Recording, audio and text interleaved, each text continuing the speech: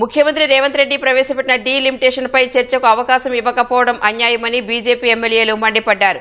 Delimitation వల్ల ఏదో నష్టం జరగబోతోందని కాంగ్రెస్ బీఆర్ఎస్ విషప్రచారం చేస్తున్నాయని BJLP deputy floor leader Payal Shankar ఆరోపించారు.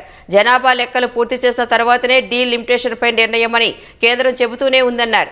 అయినా దక్షిణాది రాష్ట్రాలకు అన్యాయం జరగబోతున్నట్లు డీఎంకే స్టాలిన్ ప్రచారం చేస్తున్నారని, దానికి కాంగ్రెస్ బీఆర్ఎస్ వంతపాడుతున్నాయని ఆక్షేపించారు. రాష్ట్రంలో ఏమీ సమస్యలు లేనట్టు ఈరోజు డిలిమిటేషన్ మీద రాష్ట్ర శాసనసభలో తీర్మానాన్ని ప్రవేశపెట్టింది. దాని మీద చర్చ చేస్తామంటే అవకాశం ఇయ్యరు. భారతీయ జనతా పార్టీ దక్షిణాది రాష్ట్రాలకు ఏదో అన్యాయం చేయబోతున్నదని, దాన్ని మనమంతా కూడా కలిసికట్టుగా ఎదుర్కొందామని టీఆర్ఎస్ కాంగ్రెస్ పార్టీ కలిసి పోరాటం చేస్తాయట. భారతీయ జనతా పార్టీకి ఈ దేశంలో ఉన్నటువంటి అన్ని రాష్ట్రాలు సమానమే. ఈ దేశంలో ఉన్నటువంటి ప్రజలంతా కూడా సమానమే. ఏ రాష్ట్రానికి అన్యాయం చేయాలని, ఇంకో రాష్ట్రానికి న్యాయం చేయాలని భారతీయ జనతా పార్టీకి ఆలోచన ఉండదు.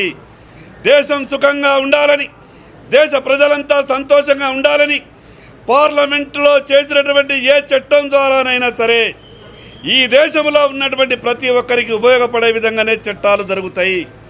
దాన్ని కాంగ్రెస్ పార్టీ గమనించాలా, టీఆర్ఎస్ పార్టీ గమనించాలా. ఈ రెండు రాజకీయ పార్టీలు ఒక రకమైనటువంటి వైఫల్యంతో కొట్టుమిట్టాడుతున్నాయి. కాబట్టి ఈ విషయం నుంచి ప్రజల దృష్టిని మరల్చాలన్నటువంటి ఒక ఆలోచనతోనే ఈరోజు డిలిమిటేషన్ బిల్లు మీద తీర్మానం పెట్టేటటువంటి ప్రయత్నం చేసింది.